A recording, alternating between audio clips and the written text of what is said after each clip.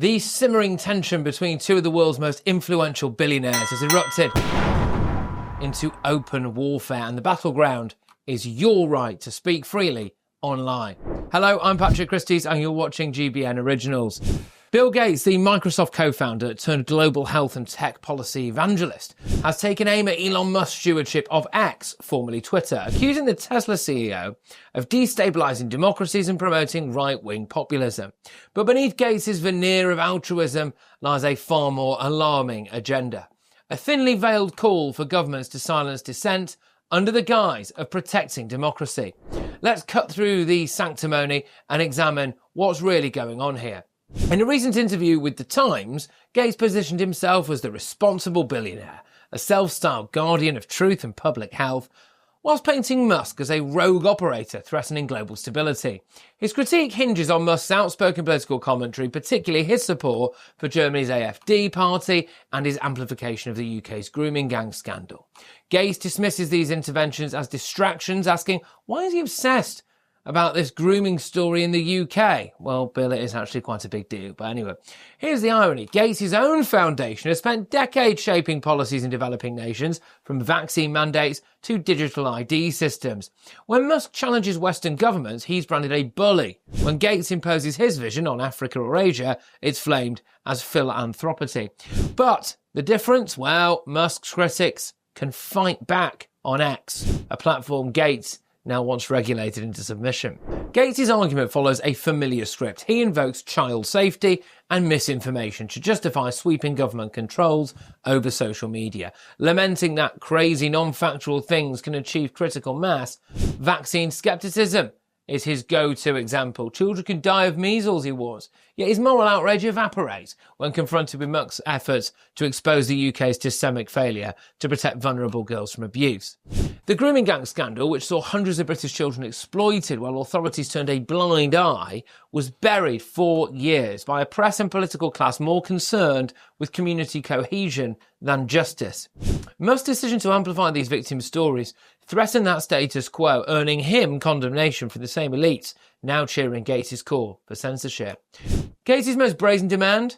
That governments block super-rich foreigners like Musk from influencing elections. He argues other countries maybe should adopt safeguards to make sure super-rich foreigners aren't distorting their elections. This from a man whose Bill and Melania Gates Foundation spent $7.2 billion in 2022 alone on global health and development projects, often tied to policy reforms. He pushed for the digital public infrastructure in India and Africa, a system critics equate to a social credit score. He funded media outlets and NGOs that promote his technocratic vision worldwide. Musk's crime isn't wealth, it's refusing to play by the rules of the Davos class. While Gates partners with governments to enact top-down solutions, Musk's decentralised meme-driven approach empowers individuals to challenge official narratives. Now that terrifies the establishment, doesn't it? Gates isn't alone in his push. His comments align with broader efforts by Western governments to expand hate speech laws to criminalise political dissent, such as the UK's Online Safety Act, centralise fact-checking under state-aligned entities like the WHO or EU's Digital Services Act enforcers, silence populist movements by deplatforming leaders and smearing critics as extremists. Musk's X represents the last major platform resistant to this agenda. Since acquiring Twitter, now X, he's restored banned accounts, including journalists and satirists. He's exposed government censorship demands through the Twitter files, slashed content moderation teams prioritising free expression over safety. For Gates, this is existential. A free internet undermines the WHO's pandemic treaties, climate lockdown advocacy, and the rollout of CBDC, central business districts. Hence, the urgency to recast Musk as a destabilising force and justify state intervention. Now, Bill Gates' self-portrayal as the responsible billionaire is just basically a massive PR spin. He claims to be on the mission to save lives, yet his foundation's track record is littered with controversies. From failed education initiatives in the US to questionable vaccine trials in India, Gates' interventions often prioritise technocratic solutions over local needs and autonomy.